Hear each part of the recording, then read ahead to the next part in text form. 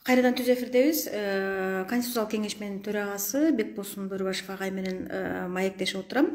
Буга чейинки түз эфирлерде биз деген ошол жаңы редакция сунушталып атканын, эски мыйзам азыр иштеп атканын, эртең референдум күнү сиздер жаңы редакциясына же болбосо мурунку эле биз жашап жүргөн мыйзам менен жашайбыз деген эки пункттан турган документке сиздер добуш бересиздер, кайсынысы жакшы, ошону өзүңүздөр тандайсыздар. Анан кийин өзүмдүн мүмкүнчүлүгүмдөн пайдаланып, ошол детский омбудсмен, балдар омбудсмени жөнүндө мен Бекболсун агайга сурандым. Ушул нерсени сиздер кеңешмеде карап көрсөңүздөр, ошону конституцияга кошо кетсеңиздер деп. Ага сиз айтып атпайсызбы, жанагы акыйкатчы омбудсмендин алкагында болуш керек депчи? Аякта балдар бөлүмү бар. Балдар бөлүмү бар, бирок деген иштебей атат да. Балдар бөлүмү бар, иштебей атат. Жалпы эле акыйкатчы омбудсмен институту иштебей атат. Себеби дегенде бизде деген адам укугу корголуп эле тебеленип атат. Омбудсмен акыйкатчы институту болсо деген көз жаздымда калтырып, көрмөксөн, билмексен окумаксан болуп отурат. Себеби дегенде аны Садыр Жапаров өзү башынан өткөрдү. 1-Май райондук сотунда Текебаевдин, Садыр Жапаровдун соту болгондо 2017 жылы Токон Мамутов бир бут басып барган эмес. Кабар алган эмес. Андан кийинки деле окуяларды көрүп атабыз. Мисалы үчүн деген мен детский омбудсмен болсом, кечеги өгөй баласын сабаган окуя боюнча институттун позициясын билдирип жазып аткан жумуштарды элге отчет берип турат болчумун да, агай. Эч ким эчтеке деген жок. Бир адам сөз сүйлөгөн жок. Омбудсменде жогорку кеңеш бекитет, жогорку кеңештин астындагы орган. Ошон үчүн бул жерде биз жалгыз эле ошо омбудсмендин жоопкерчилиги эмес, биз жогорку кеңештин дагы жоопкерчилигин карашыбыз керек да. Туура айтасыз. Анан мына бизде ошо конституциялык кеңешменин алкагында биз өткөн бир пленардык чогулушта атайын бир маселени карадык да. Мисалы үчүн ар бир бизде жумасына 2 жолу пленардык чогулуш болот. Ошо пленардык чогулушта биз чоң актуалдуу маселелерди коебуз. Ошону карайбыз. Мисалы үчүн өткөн бир чогулушубузда биз мамлекеттик бийликтин жоопкерчилиги маселесин карадык да. Ошо жоопкерчилик анткени Кыргызстандын эли эмнеге нааразы?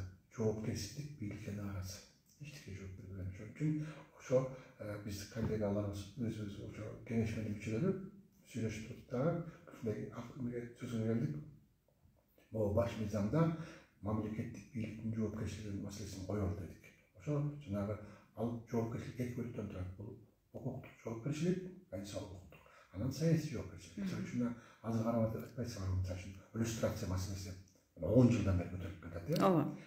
Мисалы үчүн импичмент бар, ал эми депутат жогорку кеңештин депутаттарынын жоопкерчилиги жок десе. Туура бир жерде бар, эгерде жумушка отургун келбей койсо, аны депутаттык мандаты алынат дейт. Бирок от залдан өзүңөр көрүп атасыңар, бизден жакшы ачып кетсе 40 элүү же болбосо 20-30 киши отурат. Жүгүрүп баягы өздөрү пианино деп коюп турбайбы? Жүгүрүп Башкалар үчүн добуш берип. Башкалар үчүн добуш берип жүрөт. Анан ошолор жоопкерчилик тартпай атат да. Ошон үчүн ушул маселени биз коюп атабыз, колубуздан келишинче коебуз, дагы астыда баягы иштейбиз дагы бир топ убакыт. Анан ошондо дагы ошо мамлекеттик бийликтин жогорку органдары өздөрү түзгөн бийликке дагы жооп бериш керек. Ошон үчүн жогорку кеңеш омбудсмен түзөт. Мына Кудай берсе биз жогорку кеңешке счетный палатаны берип атабыз, ошону түзөт. Мисалы үчүн президент болсо өкмөттү түзөт. Мына ушулар бул азыркы бул өкмөт мисалы үчүн азыр мындай да мисалы үчүн бизде Кыргызстанда кандай өкмөттү жогорку кеңеш түзүп коет азыр мыйзам боюнча. Анан бирок жаман өкмөт, садагага чабылган өкмөт.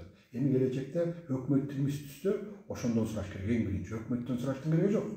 Түзгөндөрдөн сураш керек. Омбудсмен иштебей койсо, омбудсменден мурун ошол омбудсмен түзгөн бийликтен сураш керек. Ошон үчүн азыркы биздин баш мыйзамдын негизги талабы эмне? Мисалы үчүн кайсы бир мамлекеттик органдарга статусуна ылайыктуу, макамына ылайыктуу анын функциясын беребиз, могу багыт иштейт деп. Анан ошого ылайыктуу ыйгарымдуулук беребиз. Анан ошого ылайыктуу жоопкерчилик беребиз. Мисалы үчүн азыр бизде болуп атат да, мисалы үчүн тиги эмне үчүн президенттин силердин долбоор боюнча эмне үчүн президенттин ыйгарым укугу көп, анан жогорку кеңеште аз деп атат да. Мисалы биз мына бу жерде мындайбыз, баягы президентибиз жакшы көрүп калып же тигиндей мындай болуп калгандан эмес. Президенттин эмеси макамы кандай, статусу кандай? Президент белгілі уақытта мемлекеттің басшысы, анан атқару бийлигинин жетекчиси. Başçısı. Ошого ылайыктуу президент эмне кылат?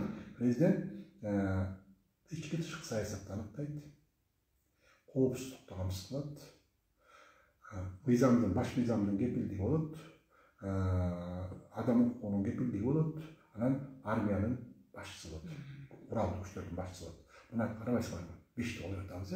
Ошого ылайыктуу, ошончо биз полномочия бериш керек, ыйгармак бериш керек. Анткени мисалы үчүн адам укугунун коргоонун кепилдиги болсо, анан ошонун рычагы болбосо, ал коргой албайт да. Ооба.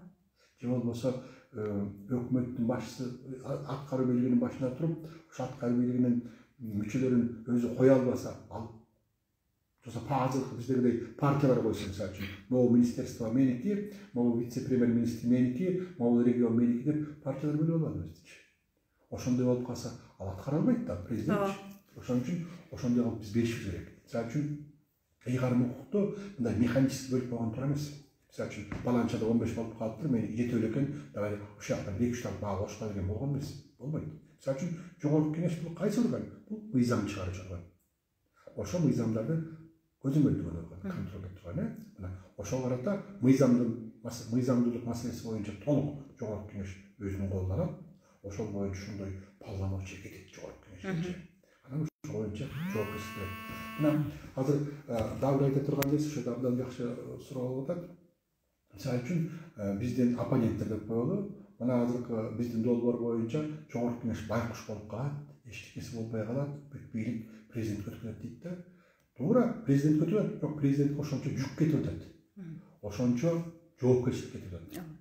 Самый главный эң негизгиси эл билиш керек. Кайсы тармакка ким жооп берет, кимден сурайбыз.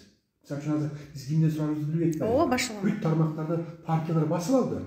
Партиянын башчылары чөнтөк акчага толтурду. А бирок алар тиги бүт мамлекеттик ишке көзөмөл кылышат. Ошого киришет. Тиги өкмөт иштетпейт. Керек болсочу, өкмөттүн мүчөсү министерство. Ал өкмөттүн башчысын эсептешпейт. Ал өзүнүн партиясынын жетекчисин эсептешет. Ошонун сөзүн сүйлөйт. А бирок тиги жоопкерчиликти өкмөткө жүктөп атышпайбы? Ошо туура болот, туура эмес да. Ошон үчүн ушу биз ушундай кылып атабыз, баягы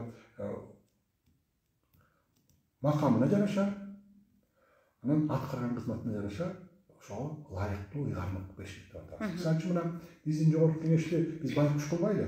Жогорку кеңештин колунда чоң мүмкүнчүлүк бар. Ал эми ошол мүмкүнчүлүктү пайдалана албай жатабы? Ал алардын күнөөсү. Ал башка органдардын күнөөсү эмес. Мисалы үчүн биздеги эң күчтүү закон бул бюджет жөнүндө закон. Чынбы? Бюджет жөнүндө законду кабыл алабыз. Ошондо бүт баасы киреше чыгаша бүт баардыгын ошо бюджетти бекитебиз жылга. Анан бул кимдин колунда? Жогорку кеңештин колунда да. Бюджетти бекитпей да коюшу мүмкүн. Сынап пикир айтышат. Анан бекитип бергенден кийин, анан ошо бекиткенден кийин, бүт баардыгын өзүлөрү бекитти. Бюджет бар. Мынча болот. Кирешеңер, чыгашаңар, тияк абияктап бүт барсын. Bir тилине чейин эсептеп берет дагы, анан ошону текшерген орган эсептөө палатасы. Бул да жогорку кеңештин колунда. Демек жогорку кеңештин колунда өтө чоң рычаг бар экен да. Аны пайдаланбайшабы, анан бүт баардыгын президент күнөөлүү. Аны айтып атпайбы, жана кээ бирлерчи тиги Түркмөнстан болуп каласыңар, анан тигинтесиңер депчи. Булар эмне кылат? Булар баягы жоопкерчиликтүү бийликтен кеткиси келет. Азыркы система, башкаруу системасы бул жанагы партиянын башчыларына өтө ыңгайлуу да. Мандаттар сатылат,